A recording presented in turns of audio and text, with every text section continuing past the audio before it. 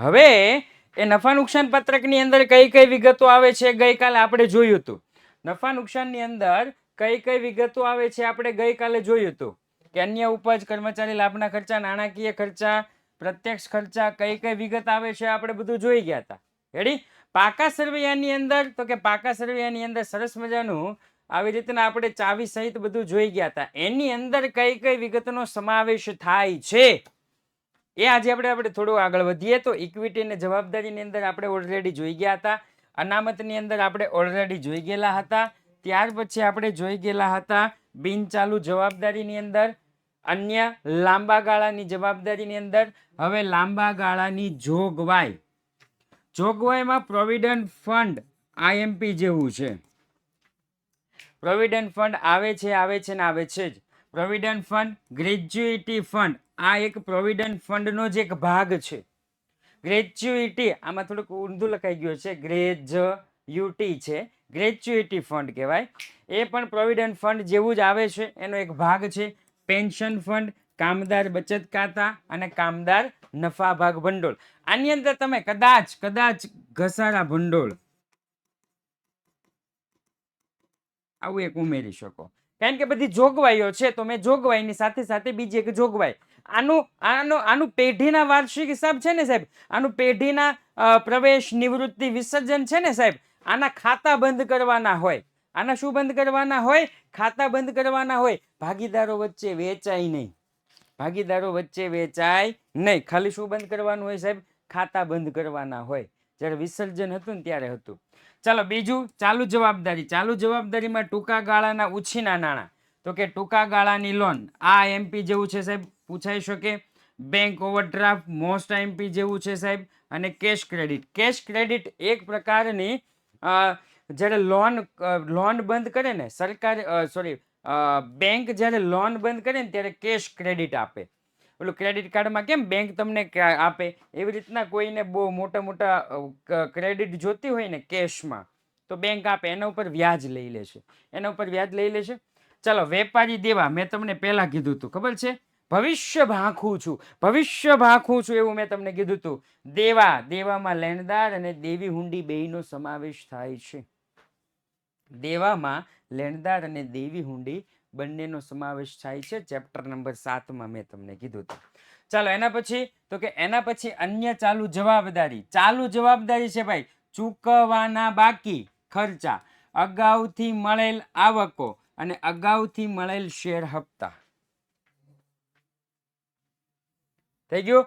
ત્યાર પછી ટૂંકા ગાળાની જોગવાઈ, મોસ્ટ આઈએમપી, કરવેરાની જોગવાઈ. રેડી? આઈએમપી છે, આઈએમપી કહેતો જાવ ને, એ દાખલામાં પૂછાય છે ને પરીક્ષામાં પૂછાય છે. કરવેરાની જોગવાઈ, સૂચિત ડિવિડન્ડ. સૂચિત એટલે શું થાય સાહેબ? નક્કી કરેલ. હજી નક્કી જ કર્યું છે, ચૂકવ્યું નથી. નક્કી જ કર્યું છે, ચૂકવ્યું નથી, એવું ડિવિડન્ડ. ઓકે, ચલો મિલકતોમાં કાયમી મિલકત. કાયમી મિલકતમાં દ્રશ્યમાં જમીન, મકાન, વાહન, પ્લાન્ટ, યંત્ર, સાધન સરંજામ, ફર્નિચર, ભાડાની મિલકત, ભાડા પટ્ટાની મિલકત. આ ઓલરેડી હવે મિલકત લેણા વાળું શું છે ખબર છે? ઓલરેડી આપણે પેઢીના વાર્ષિક હિસાબમાં જોઈ ગયા છીએ. અદ્રશ્ય મિલકત, પાઘડી, patent, copyright, trademark, software, franchisee વગેરે વગેરે વગેરે. ઓકે, ત્યાર પછી સાધન છે, સાધન સરંજામ. રેડી? સાધન એટલે કે પકડવાના પેચ્યા કે એવું બધું આપણું જે હોય કે નહીં, એ સાધન સરંજામ ભેગું આવે છે. ચાલો એના પછી, તો કે એના પછી બિન ચાલુ રોકાણો. સાહેબ રોકાણો હોય ને એને મિલકત કહેવાય, એવું મને મારા સરે શીખવાડ્યું છે. યાદ છે ને? રોકાણો હોય એને મિલકત કહેવાય. પ્રોવિડન્ટ ફંડમાં રોકાણ, ડિબેન્ચર પરત નિધિ રોકાણ, બાંધી મુદતની થાપણ એટલે કે એફડી, ફિક્સ ડિપોઝિટ, બાંધી મુદતની થાપણ સાહેબ એક પ્રકારનું રોકાણ. સરકારી જામીનગીરીમાં રોકાણ, મ્યુચ્યુઅલ ફંડના યુનિટમાં રોકાણ, અન્ય કંપની કે શેર ડિબેન્ચરમાં રોકાણ. આ બધા જ રોકાણો છે અને રોકાણોને કહેવામાં આવે છે મિલકતો અને મિલકતો તો કે સાહેબ મિલકતોમાં આ બધા જ 12 માસથી વધુ ના હોય. બધા જ ક્યાં કેટલા હોય? 12 માસથી વધુ ના હોય. રેડી? આમાં જેટલું કામનું છે ને એટલું જ લીધું છે. ચોપડીમાં બહુ લાંબુ લહરકું આપી દીધું છે. તમે ઇક્વિટી શેરમાં જોશો ને તો ઇક્વિટી શેરમાં આ શેર, ઓલા શેર, પેલા શેર, ફલાણા શેર ઘણા બધા આપી દીધા છે. રેડી? પણ પરીક્ષામાં કયા આવે છે? તો કે પરીક્ષામાં ઇક્વિટી શેર અને પ્રેફરન્સ શેર બે જ આવે છે. શું કામ આગળ આપણે એવું કરવું? ચલો, એવી જ રીતના લાંબા ગાળાની લોન અને ધિરાણ.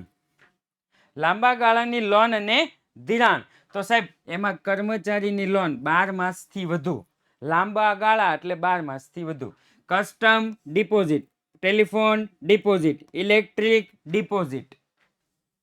સાહેબ ડિપોઝિટ એટલે શું? ડિપોઝિટ એટલે શું? સાહેબ ભાડે મકાન આપણે લેવા જઈએ ને, ભાડે મકાન રાખીએ ને, તો ભાડે મકાન માલિક શું કે ખબર? તમારે 20,000 ડિપોઝિટ ભરવી પડશે અને 8,000 દર મહિને ભાડું. ટોકન નો કહેવાય, ડિપોઝિટ ને ટોકન નહીં કહી શકાય. રેડી? પછી તો કે સાહેબ હા એડવાન્સ ભરવા પડશે. ડિપોઝિટ સાહેબ આપણે ગમે ત્યારે ખાતું ખોલાવવું હોય ને, ગમે ત્યારે તો તમારે 5,000 ડિપોઝિટ જમા રાખવી પડશે, તો જ તમારે ખાતું ખુલશે. પછી તો કે ટીવીનું ડિસ્કનેક્શન લેવું હોય ને, ટીવીનું કનેક્શન અથવા તો શું કહેવાય વાઈફાઈ લેવું હોય ને, વાઈફાઈ મતલબમાં ઇન્ટરનેટ લેવું હોય ને, ઇન્ટરનેટ તો ઇન્ટરનેટ વાળા આપણી પાસેથી ડિપોઝિટ લે. ઇન્ટરનેટ વાળા આપણી પાસેથી ડિપોઝિટ લે કે તમારે જ્યારે પણ તમારું નેટ બંધ કરવું હોય તો એ ડિપોઝિટ તમને પાછી આપવામાં આવે, એને કહેવાય ડિપોઝિટ. ઓકે સર, એને મિલકત કહેવાય કે લેણું? લેણું કહેશું, લેણું. રેડી? શું કહેશું? લેણું કહેશું. મિલકત તો ખરીદી નથી એટલે મિલકત તો કઈ કહેવા નહીં, ઉસકો લેણા બોલેંગે. ચાલો એના પછી તો કે એના પછી અન્ય બિનચાલુ મિલકતો. અન્ય બિનચાલુ મિલકતો ડિબેન્ચર વટાવ છે, જાહેરાત ઝુંબેશ ખર્ચ છે, સંશોધન વિકાસ ખર્ચ છે, જાહેરાત અચ્છા 2 વખત આવી ગયું જાહેરાત ઉપર લખાતો હોય. સંશોધન વિકાસ ખર્ચ છે, દૂસરી બાર આ ગયા, એકના એક દૂસરી બાર આ ગયા. ચાલો આ બધું કેટલું? 12 માસથી વધુ. અન્ય બિનચાલુ મિલકત. ક્લિયર? ડિબેન્ચર વટાવ, જાહેરાત ઝુંબેશ ખર્ચ, જાહેરાત ઉપલક ખાતું, સંશોધન વિકાસ ખર્ચ, એ સબ. ઓકે ચાલો એના પછી તો કે સાહેબ એના પછી ચાલુ મિલકતો. એના પછી ચાલુ મિલકતો. ચાલુ મિલકતો તો કે ચાલુ મિલકતોમાં સૌ પ્રથમ ચાલુ રોકાણો. અહીંયા જો બિન ચાલુ રોકાણો છે બિન ચાલુ રોકાણો 12 માસથી વધુ. ચાલુ રોકાણો 12 માસથી ઓછા. વેચાણ પાત્ર જામીનગીરી, સરકારી જામીનગીરીમાં રોકાણ, મ્યુચ્યુઅલ ફંડમાં રોકાણ, અન્ય કંપનીના શેરમાં રોકાણ છે સેમ જ હો. આપણને એવું કે પ્રોવિડન્ટ ફંડ, જો કે પ્રોવિડન્ટ ફંડ લાંબુ જ હોય એટલે ઉપાધિ નથી. બાંધી મુદતની થાપણ છે, સરકારી જામીનગીરી છે, મ્યુચ્યુઅલ ફંડ છે, કાઉન્સમાં આપણને આપી દીધું છે, કાઉન્સમાં 12 માસથી વધુ તો બિનચાલુ રોકાણ, અને કાઉન્સમાં એવું આપ્યું કે 12 માસથી ઓછું તો ચાલુ રોકાણ. રોકાણ સેમ જ. રોકાણ સેમ જ. માલ સામગ્રી. માલ સામગ્રીમાં સાહેબ કાચો માલ હોય અથવા તો અર્ધ તૈયાર માલ હોય, કંઈક છૂટા ઓજારો નાના હુના હોય એ. માર્ગસ્થ માલ એટલે અર્ધ તૈયાર માલ જેવો જ આવે, માર્ગસ્થ માલ. સ્પેર પાર્ટ, તૈયાર માલનો સ્ટોક, અને આમાં હજી એક ઉમેરવાનું છે આખર સ્ટોક. આખર સ્ટોક, અને આ આખર સ્ટોક આઈએમપી છે.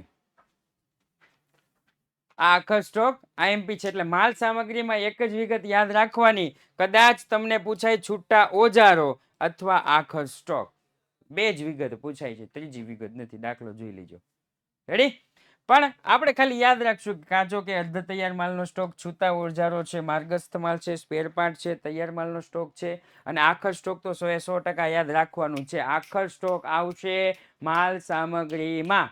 અને બીજું એક આખર સ્ટોક હતું, ભૂલાઈ ગયું મને, ક્યાં હતું બીજું એક આખર સ્ટોક હતું, ક્યાં હતું? હા, નફા નુકસાન પત્રકમાં, રેડી, યાદ આવી ગયું. નફા નુકસાન પત્રકમાં સ્ટોકમાં ફેરફાર હતું, શરૂનો સ્ટોક માઇનસ આખરનો સ્ટોક. નફા નુકસાન પત્રકમાં શરૂનો સ્ટોક માઇનસ આખરનો સ્ટોક, અહીં રહ્યો જોડ્યો, આખરનો સ્ટોક. ક્લિયર? એટલે યાદ રાખજો, આખરનો સ્ટોક હવાલામાં બે જગ્યાએ આવે. ચાલો એના પછી, તો કે એના પછી છે વેપારી લેણા, ભવિષ્ય ભાખું જો ભાઈ, ભવિષ્ય ભાખું જેવું કીધું તું મેં. લેણામાં દેવાદાર અને લેણી હુંડીનો સમાવેશ થાય છે. લેણામાં દેવાદાર અને લેણી મતલબમાં મિલકત લેણા યાદ રાખવાનું છે. મિલકતોમાં મિલકત લેણા યાદ રાખવાનું છે. આમાં તો કે આ 100% આવે છે, રોકડ અને રોકડ સમકક્ષ. આ બે એક જ થયું. હાથ પર રોકડ એટલે કે રોકડ શિલ્લક, અને ચેક કે ડ્રાફ્ટ તો બેંક શિલ્લક. ત્યાર પછી ટૂંકા ગાળાની લોન, આપેલી લોન, વેપારીને આપેલ એડવાન્સ. આ ટૂંકા ગાળાની લોન કે ધિરાણ, અહીંયા હતું લાંબા ગાળાની લોન કે ધિરાણ. ક્લિયર? કસ્ટમ ડિપોઝિટ 12 માસ કરતા ઓછી તો ટૂંકા ગાળાની લોન કે ધિરાણ.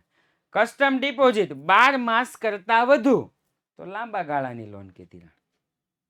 કર્મચારીને લોન 12 માસ થી વધુ તો લાંબા ગાળાની, અને કર્મચારીને લોન 12 માસથી ઓછી તો ટૂંકા ગાળાની.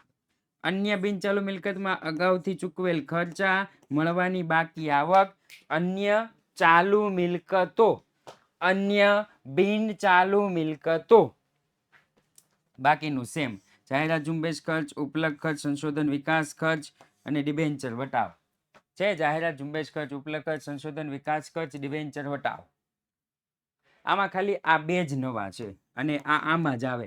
આ ક્યારેય આમાં આવતા નથી. અગાઉથી ચૂકવેલો ને મળવાની બાકી. તો અંદર કયા કયા ખર્ચાઓ આવે છે? ઓકે, આ બે આમાં એમપી જેવા છે, રાઈટ. કઈ વિગત કઈ બાજુ આવે એ બધું જ આપણે જોઈ લીધું. ક્લિયર? એટલે કે ગઈકાલે એટલે સુધી તમને પીડીએફ આવી ગઈ હશે. ગઈકાલે એટલે સુધી તમને પીડીએફ આવી ગઈ હશે.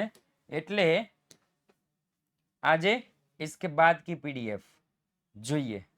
તો કે એના પછીની પીડીએફ શું આ પીડીએફ માં દાખલો હશે કે હજી થિયરી હશે? તમને શું લાગે છે કે આનો દાખલો છે એકદમ ઈઝી હશે કે થોડો હાર્ડ હશે? બધું જ જોવાના છે એક નાનકડા વિરામ બાદ. એક નાનકડા વિરામ બાદ.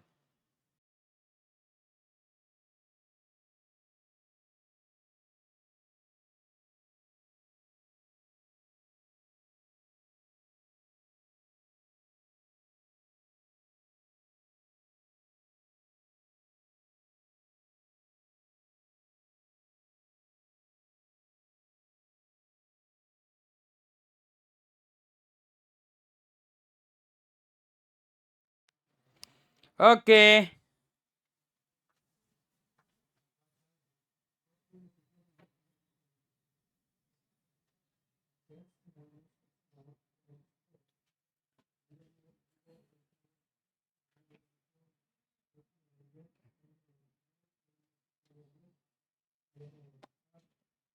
ભાઈ પ્રથમ પરીક્ષા છે ને 10/14/10. હો, પ્રથમ પરીક્ષા 14/10 શરૂ થશે.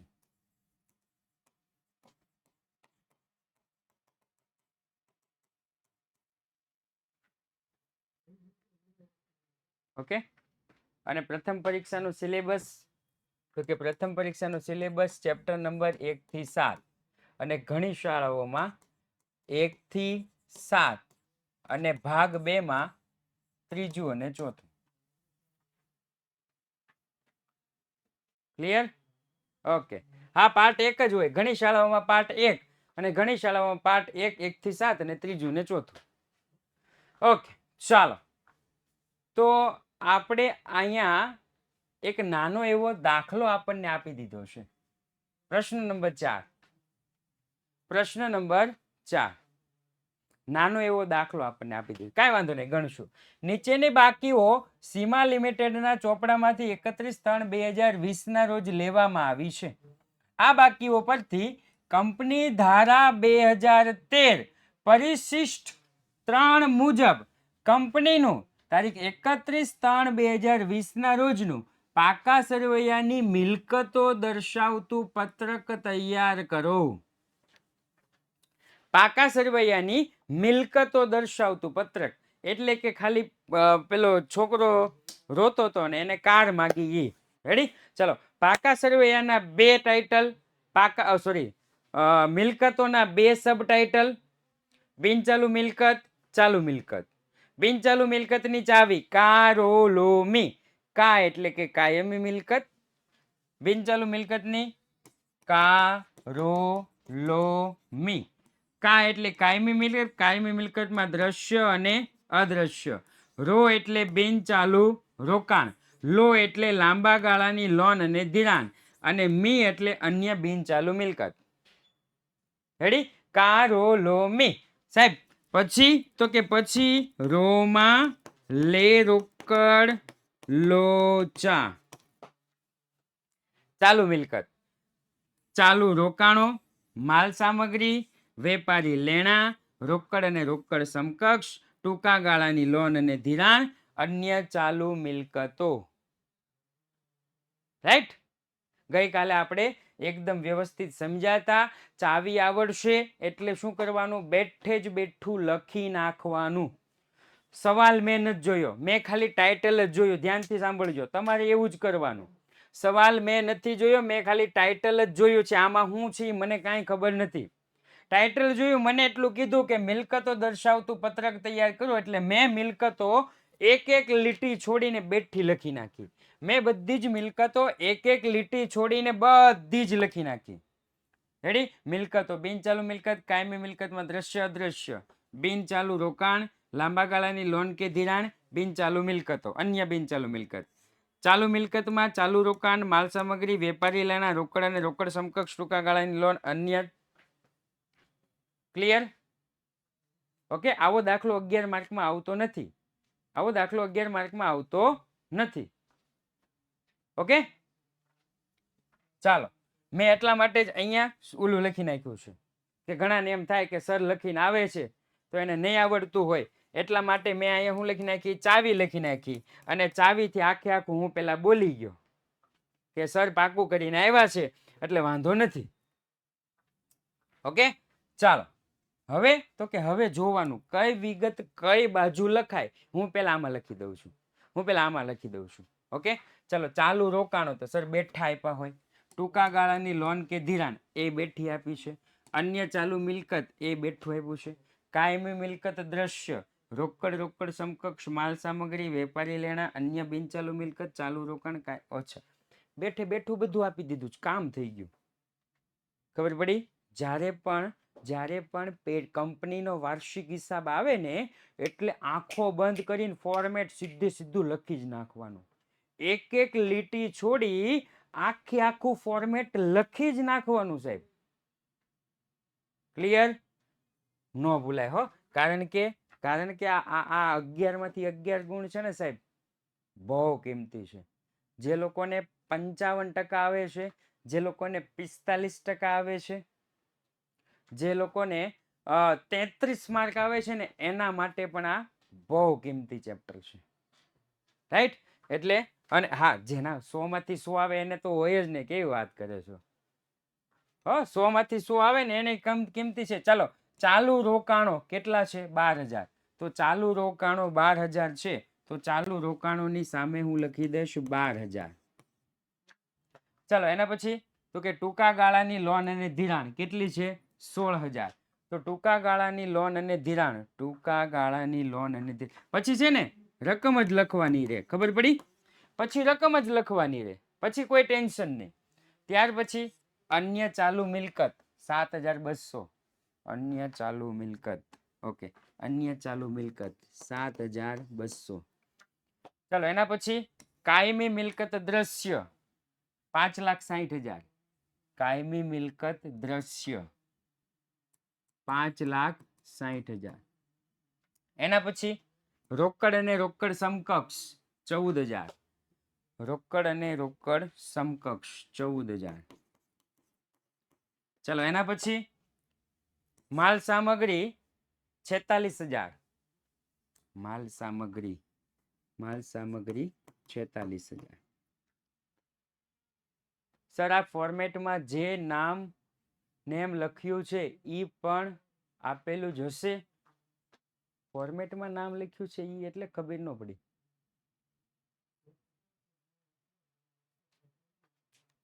આ બધું આપણે લખવાનું છે. Copy and paste. Very good. આ બધું આપણે લખવાનું છે હો ભાઈ, લખવાનું છે. ચાલો એના પછી તો કે વેપારી લેણા 15,800. વેપારી લેણા 15,800 છે ને? હા, વેપારી લેણા 15,800. વેપારી લેણા 15,800. ચલો એના પછી અન્ય બિન ચાલુ મિલકત 18,000. અન્ય બિન ચાલુ મિલકત અહીં રહી. કેટલી? તો કે 18,000. ચલો એના પછી બિન ચાલુ રોકાણ 26,000. બિન ચાલુ રોકાણ 26,000. બિન ચાલુ રોકાણ 26,000. ચલો એના પછી કાયમી મિલકત અદ્રશ્ય 1,20,000. કાયમી મિલકત અદ્રશ્ય 1,20,000. એના પછી લાંબા ગાળાની લોન અને ધિરાણ 22,000. લાંબા ગાળાની લોન અને ધિરાણ 22,000.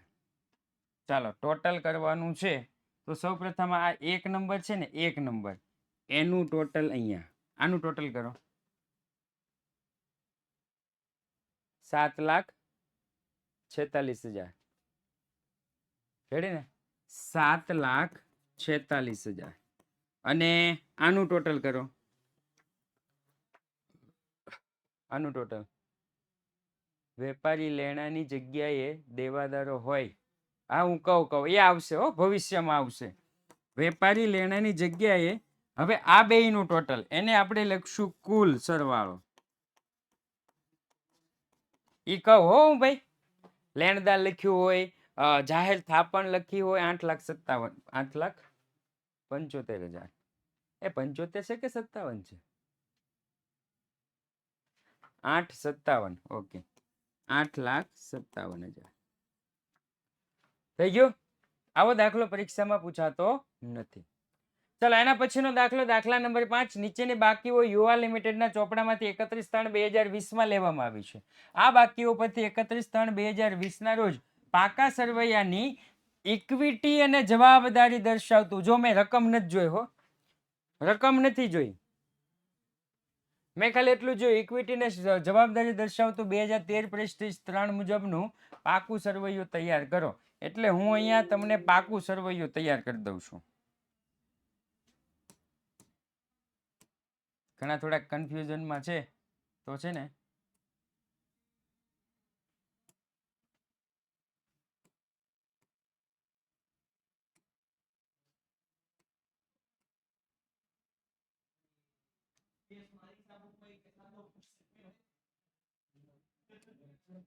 એક જ મિનિટ હો, કઈ રીતના લખવું ને હું સાફ કરી દઉં એટલે છે ને આપણને ખ્યાલ આવે.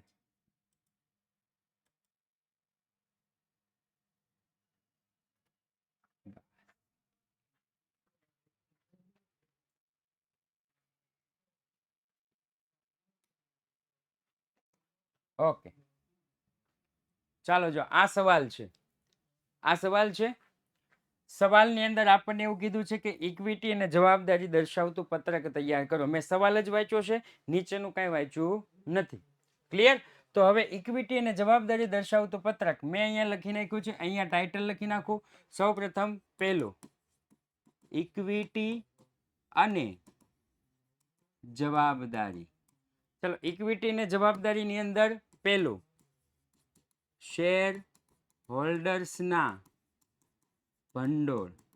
શેર હોલ્ડર્સ ભંડોળની અંદર પહેલું શેર મૂડી, બીજું અનામત અને વધારો. આખો બંધ કરીને લખી જ નાખવાનો, આખું ફોર્મેટ.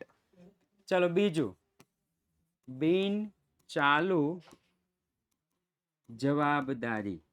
ચલો બિન ચાલુ જવાબદારીમાં પહેલું લાંબા ગાળાના ઉછીના નાણાં. આની ચાવી છે ઉછીના નાણાં લઈને જજો. રેડી ને? એટલે લાંબા ગાળાના ઉછીના નાણાં જજો. અન્ય લાંબા ગાળાની જવાબદારી અને ઉછીના નાણાં લઈને જજો. લાંબા ગાળાની જોગવાઈ. ચાલો એના પછી તો કે એના પછી છે ત્રીજું ચાલુ જવાબદારી. ચાલુ જવાબદારી.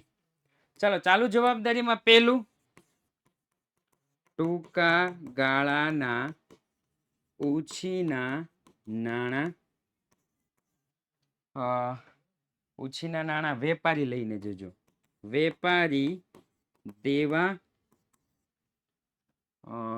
અન્ય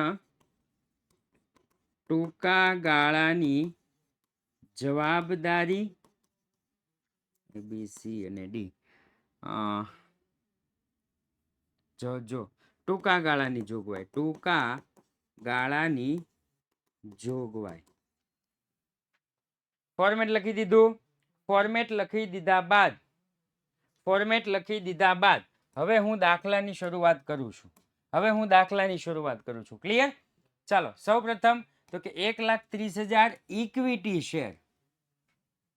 1,30,000 ઇક્વિટી શેર. સાહેબ ઇક્વિટી શેર અને પ્રેફરન્સ શેર આ બે કઈ જગ્યાએ આવે તો કે ઇક્વિટી શેર અને પ્રેફરન્સ શેર આવે શેર મૂડીમાં.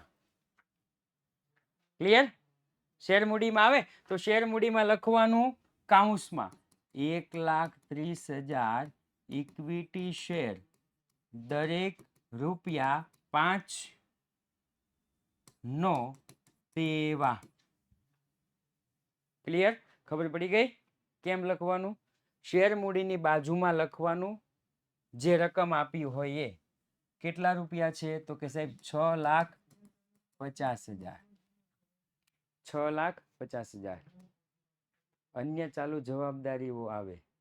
અચ્છા ઓકે કાંઈ વાંધો નહીં. પણ અન્ય ટૂંકા ગાળાની જવાબદારી ટૂંકા ગાળાની કે ચાલુ જવાબદારી બે એક જ થયું. લ્યો ખોટું નહીં પાડે હો. અન્ય ચાલુ જવાબદારી તમે લખી નાખ્યું અન્ય ટૂંકા ગાળાની જવાબદારી ખોટું નહીં પાડે. ટેન્શન ન લેતા. સામાન્ય અનામત. સાહેબ જેની પાછળ અનામત અને ભંડોળ શબ્દ લાગે જેની પાછળ અનામત અને ભંડોળ શબ્દ લાગે સાહેબ આ ક્યાં આવે તો કે અનામત અને વધારામાં. છે ને? અનામત અને વધારામાં. અનામત અને ભંડોળ. સામાન્ય અનામત છે 70,000 તો અહીંયા લખી નાખીશ સામાન્ય અનામત. કેટલું તો કે 70,000. સામાન્ય અનામત 70,000. ઓકે ચાલો. ગઈકાલે આવ્યા હતા રોશનીબેન.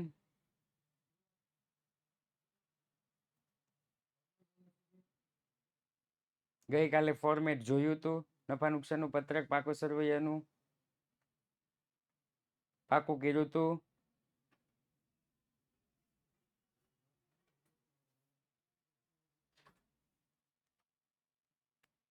ફોર્મેટ પાકું કર્યું છે. આમાંથી કેટલાય ફોર્મેટ પાકું કર્યું છે?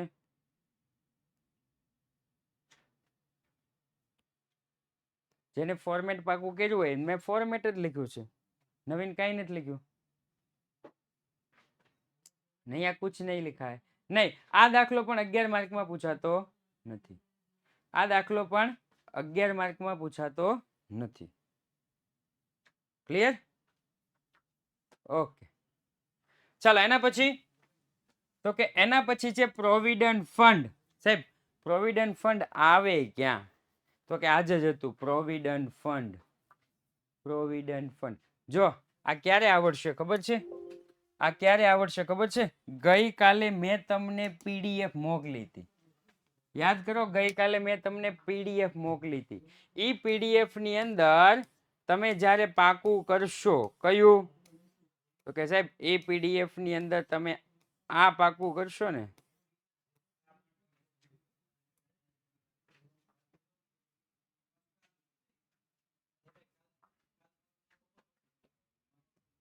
આ પાકું કરવું પડશે, આ પાકું કરવું પડશે. અન્ય વિગતમાં કઈ કઈ વિગતનો સમાવેશ થાય?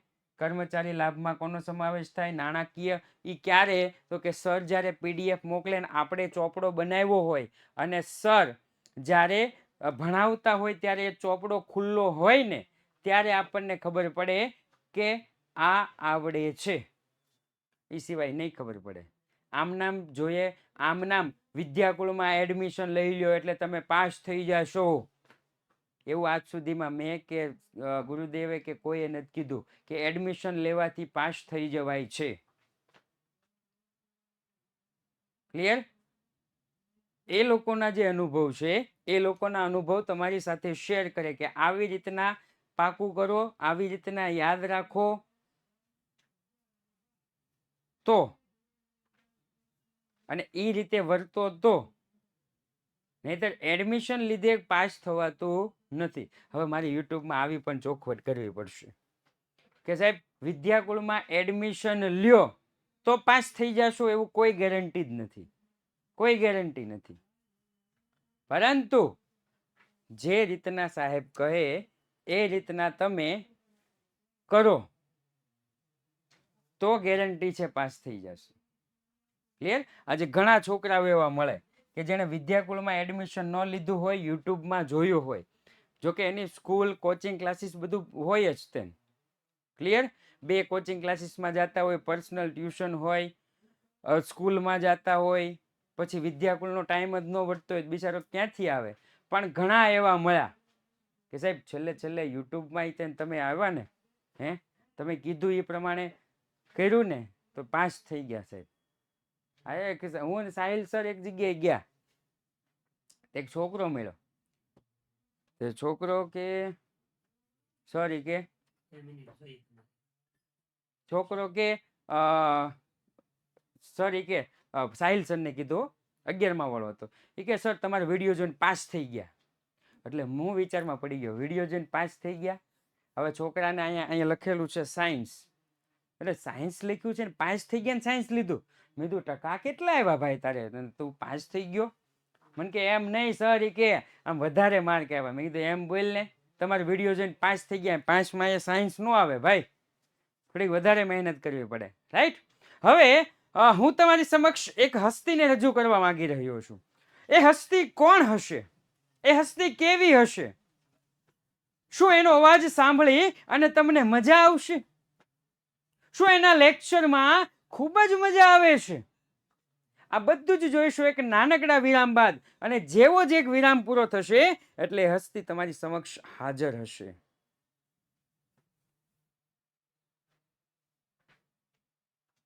કોણ છે નીલકંઠભાઈ? मार खास नीलकंठ भाई नो कहती. ब्रेक के बाद आप सबका हार्दिक स्वागत करता हूं. ए हस्ती ने આપણે બોલાવા જઈ રહ્યા છીએ, તો please come on stage on સબકે દુલારે. 8 દિવસ પછી જે આવવાના છે, 7 દિવસ પછી જે આવવાના છે એવા દાદા આવવાના છે. નમસ્કાર વિદ્યાર્થી મિત્રો. પહેલા જો કેવો સરસ મજાનો દાઢી કરીને આમ જો સાહેબ હેન્ડસમ લાગો. અરે બ્યુટીફુલ. તો 2 ઇન્વિટેશન દેવા માટે આવ્યો છું. હા, પેલા કહી જો હારા લાગો એમ. હા, તો 8 વાગે સૌથી પહેલા તો આપણું ટ્રેલર છે લોન્ચ થઈ રહ્યું છે. ઓકે. તો 8 વાગે 8ના ટકોરે આપણે આપણું અમે જે અત્યાર સુધી જે કઈ કહેવાય ને કે સરસ મજાનું ટ્રેલર બનાવવા માટે જે મહેનત કરી છે, એક ઈ જોવા માટે આવવાનું છે. અને બીજું ધોરણ 9, 10, 11 અને 12 આ ચારેય ધોરણની અંદર યુઝફુલ એવો ટોપિક ડાયરેક્ટ ઇનડાયરેક્ટ, જેના ઓલરેડી 4 પાઠ આપણે ભણી ગયા છીએ, પણ 1 by 1 સેન્ટેન્સ ભણ્યા હતા. પણ એક્ઝામમાં જેવી રીતે પૂછાય, સાંભળજો, એક્ઝામમાં જેવી રીતે પૂછાય પેરેગ્રાફ સોલ્વ કરવા માટે એનો 8:15 વાગે જેવો ટ્રેલર પૂરું થાય પછી આપણું પિક્ચર શરૂ થશે. એટલે આ 8:15 વાગે આ લેક્ચરની અંદર તમારે તો આવવાનું છે, પણ 9, 10, 11, 12 જે વિદ્યાર્થી મિત્રો એવું કહે ને કે ડાયરેક્ટ ઇનડાયરેક્ટ અમને નથી આવડતું, તો એને કાટલો પકડીને લઈ આવવાનું અને ફટાફટ શેર કરી દેવાની લિંક કે આવી જાજે, તમને ઇઝીલી આપણને શીખવાડી દેશે દાદા, આવી જાજો. તો જેમ જેવીશભાઈ મારા છોકરાના મેરેજ હોય અને કંકોત્રી લઈને હું આવું, એવી રીતે હું તમને ઇન્વિટેશન દેવા આવ્યો છું. પહેલું ઇન્વિટેશન, આપણા ઘેરે પ્રસંગ છે 8 વાગે, એ ટેલર જોવા અને પછી મંડપ મુહૂર્ત છે હા 8 મંડપ વાગે. મુહૂર્ત. હા મંડપ મુહૂર્ત છે 8 8 વાગે, એટલે 8 વાગે દરેક બાળકોને પહોંચી જવા નમ્ર વિનંતી મંડપ મુહૂર્તમાં. અને ત્યાર પછી રાસ ગરબા આપણે 8:15 રાખેલા છે. અને પીઠી તો ઉતરશે પછી. હા, 8:15 રાસ ગરબા રાખેલા છે, પીઠી પણ ચોળવાની છે. તો બધા જ વિદ્યાર્થી મિત્રોને નમ્ર વિનંતી છે કે તમારા સહપરિવાર આ સર્વોને આમંત્રણ આપવું છે. હા ઓકે, 9, સર્વ 10, 11, 12 માં જે કોઈ વિદ્યાર્થી હોય, યસ. તમને એવું લાગે કે આને યુઝફુલ છે, એના ફાયદાનું છે, એને લિંક મોકલી દો. અને 8:15 વાગે, પેલા 8 વાગે આપણે બધા ટ્રેલર જોશું અને 8:15 વાગે તમારી રાહ જોઈ અને હું બેઠો છું. આવજો, ટાટા. ઓકે, ચાલો, ખૂબ સરસ. રેડી? તો આપણે ક્યાં હતા? બસ હવે આ બાજુ, બસ કોમેન્ટ, બસ. તો ગઈકાલે આપણે જે પીડીએફ મોકલી હતી, એ પીડીએફ ની અંદર તમે નોટબુકમાં લખજો. ગઈકાલની પીડીએફ ખૂબ ઇમ્પોર્ટન્ટ છે. એમાં ઇમ્પોર્ટન્ટમાં શું છે ખબર છે? તો કે સૌપ્રથમ તમારે આ નફા નુકસાન પત્રક અને એની અંદર કઈ વિગતો આવે છે એ એક લખવાની છે.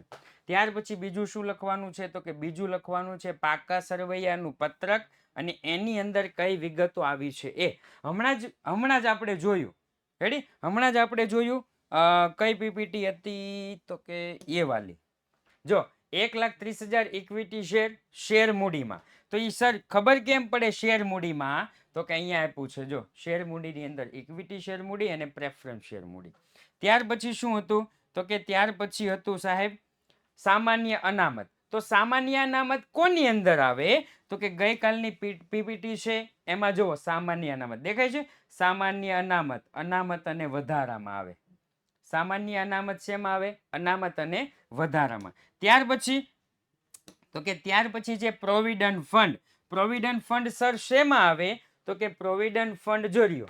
પ્રોવિડન્ટ ફંડ લાંબા ગાળાની જોગવાઈ છે. લાંબા ગાળાની જોગવાઈમાં પ્રોવિડન્ટ ફંડ આવે. એટલે અહીંયા શું લખીશ હું? લાંબા ગાળાની જોગવાઈ. ત્યાર પછી આ દાખલો નથી પૂછાતો, પરંતુ આ બે મિક્સ થઈ અને 11 માર્કમાં મૂકી શકે, બે ભેગા થઈને. ત્યાર પછી છે લેણદારો. લેણદારો શેમાં આવે સાહેબ? તો કે લેણદારો પાછું જોવું પડશે. તો કે લેણદારો જોર્યું. લેણદારો વેપારી દેવામાં આવે. લેણદારો વેપારી દેવામાં આવે. તો હું અહીંયા શું લખી નાખીશ? વેપારી દેવા. હવે ખ્યાલ આવી ગયો ભાઈ બધાઈને? જેને નહોતું સમજાતું એને?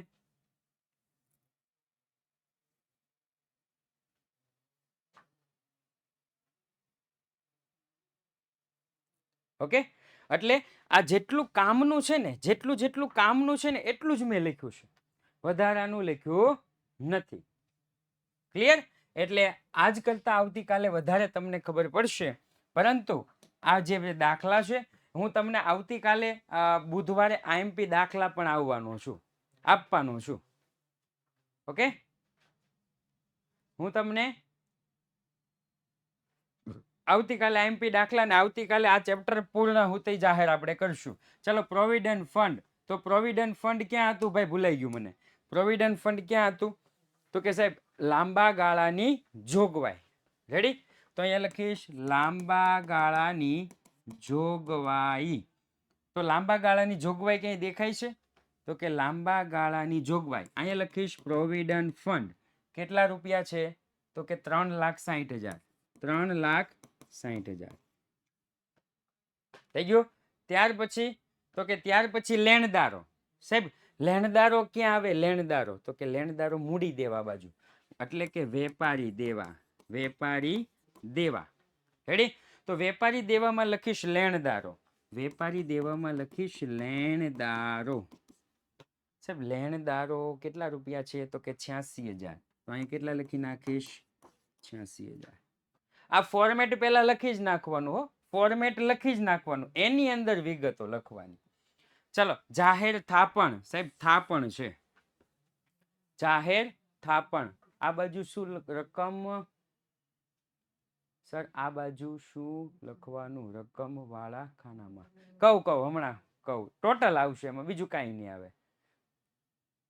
નહીં લાઈન છોડવાની ભૂલાઈ જાય તો કાંઈ ન ભૂલું થાય હો. ચલો, જાહેર થાપણ, સાહેબ થાપણ.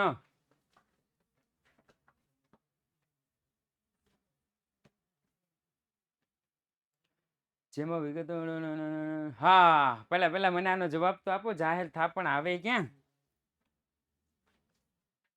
मेरे को आंसर चाहिए और आप सवाल पूछ रहे हो. લાંબા ગાળાના ઉછીના નાણાં. રેડી? ઓકે. લાંબા ગાળાના ઉછીના નાણાં. તો કે લાંબા ગાળાના ઉછીના નાણાં, અહીં લખીશ જાહેર થાપણ. કેટલા રૂપિયા છે? 3,26,000. અહીંયા લખીશ 3,26,000. ચાલો, એના પછી તો કે ભાડું ચૂકવવાનું બાકી. સાહેબ ચૂકવવાનું બાકી ભાડું ક્યાં આવે? ચૂકવવાનું બાકી, ચૂકવવાનું બાકી, ચૂકવવાનું બાકી. ટૂંકા ગાળાની જવાબદારી. રેડી ને? તો અહીંયા લખીશ ચૂકવવાનું બાકી ભાડું. કેટલા રૂપિયા છે? તો કે 13,000. તો અહીંયા લખી નાખીશ 13,000. ચાલો, એના પછી કરવેરાની જોગવાઈ. સાહેબ જોગવાઈમાં જ આવે, મને સાહેબ એટલું શીખવાડ્યું. જોગવાઈમાં જ આવે. રેડી? કરવેરાની જોગવાઈ. કરવેરા દર વર્ષે ચૂકવવાના કે અમુક વર્ષે, 5 વર્ષે એક વખત? કે સાહેબ કરવેરા તો દર વર્ષે આવે. દર વર્ષે આવે ને? ટૂંકા ગાળાની જોગવાઈ 68,000. તો ટૂંકા ગાળાની જોગવાઈમાં લખીશ કરવેરાની જોગવાઈ. રેડી? 68,000. ચાલો, એના પછી તો કે એના પછી છે અન્ય લાંબા ગાળાની જવાબદારી. બેઠું જ આપી દીધું. અન્ય લાંબા ગાળાની જવાબદારી 15,000. અન્ય લાંબા ગાળાની જવાબદારી 15,000. ત્યાર પછી તો કે કામ ચલાવ લોન. સાહેબ કામ ચલાવ કીધું, કામ ચલાવ. જમા બાકી ભૂલી જાવ, કારણ કે ઇક્વિટી ને જવાબદારીની જમા બાકી જોઈએ. ઇક્વિટી જવાબદારી એટલે મૂડી દેવા. ક્લિયર ને? કામ ચલાવ લોન એટલે કે ટૂંકા ગાળાની. રેડી ને? 2 લોન હતી, ખબર છે? 2 લોન હતી, 12 માસથી વધુની લોન ને 12 માસથી ઓછીની લોન. આ કામ ચલાવ છે એટલે કે ટૂંકા ગાળા ને ઉછીના નાણાં. કામ ચલાવ લોન 12,000. ટૂંકા ગાળાના ઉછીના નાણાં. ઓકે. કામ ચલાવ લોન કેટલા રૂપિયા? તો કે 12,000 રૂપિયા. ક્લિયર? હવે તો કે હવે જેટલા પાર્ટ પાડ્યા હોય ને, જેટલા ભાગ, એટલા ટોટલ કરવાના. ચલો, પેલું છે શેર હોલ્ડર ભંડોળ. શેર હોલ્ડર ભંડોળ, આનું ટોટલ કેટલું થાય? શેર હોલ્ડર ભંડોળનું ટોટલ 7,20,000. 7,20,000.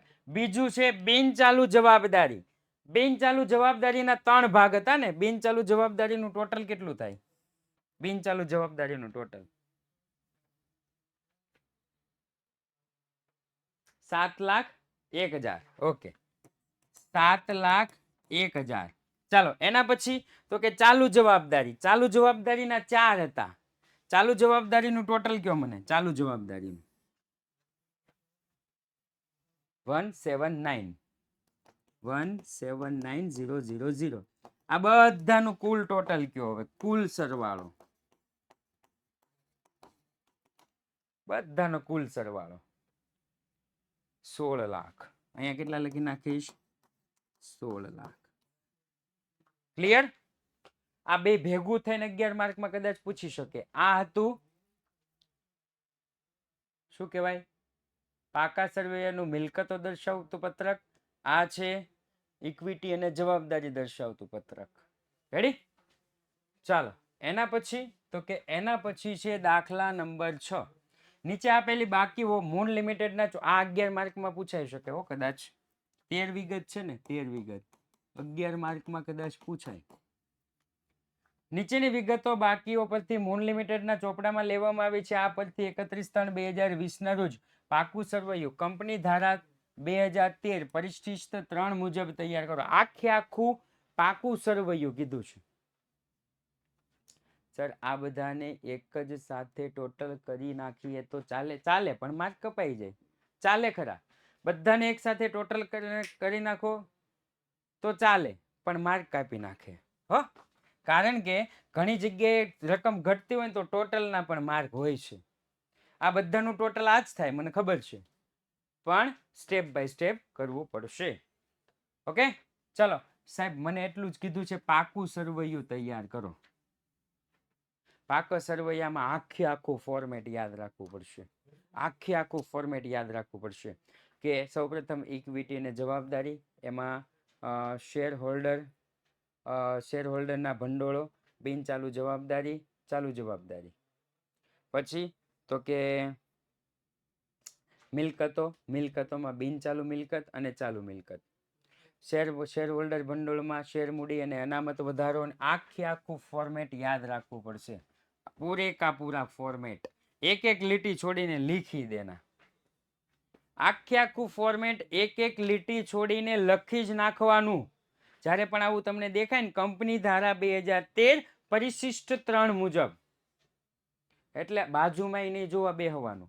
બાજુમાં નહીં જોવા બેહવાનું. આખે આખું ફોર્મેટ એક એક લીટી છોડીને લખી જ નાખવાનું. આખે આખું ફોર્મેટ, રાઈટ? પછી જ સવાલમાં જવાનું. પછી જ સવાલમાં જવાનું. ક્લિયર?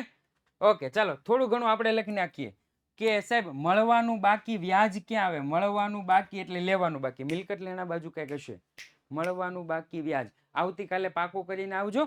પરંતુ એક પોલ લઈ લઈએ અને પોલ પૂરું થાય એટલે આજનો ક્લાસ આપણે અહીંયા પૂરું કરીએ. આવતીકાલે પાકું કરીને આવજો એટલે બહુ વધારે મજા આવશે. અને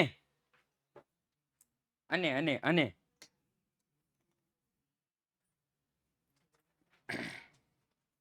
ફોર્મેટ આખું પાકું થઈ જાય તો જ આવડશે, નહીતર આવડશે નહીં. રેડી? અને બીવાની તો કોઈ જરૂર નથી. મેં કાલે ના પાડી હતી, આજે ના પાડું છું. બીવાનું છે જ નહીં. કોઈ ગમે એવી દાઢી, મોટી દાઢી કેમ ન હોય? ભલભલાની દાઢી ઉતરી જાય છે. દાદાની દાઢી ઉતરી ગઈ હોય તો ભલભલાની દાઢી ઉતરી જાય છે. બીવાનું તો સેજય નથી, કહી દઉં છું. રેડી? ભલે કોમર્સની ટીમમાં સૌથી વધારે વજન એનો હોય, ભલે સૌથી મોટી દાઢી એની હોય, પણ બીવાનું નથી એટલે નથી જ. રાઈટ? આ સાથે જ આજનો ક્લાસ અહીંયા આપણે પૂર્ણ જાહેર કરીએ છીએ. ફરી વખત મળીશું એક નવા ક્લાસ સાથે. ત્યાં સુધી જય હિન્દ, જય ભારત.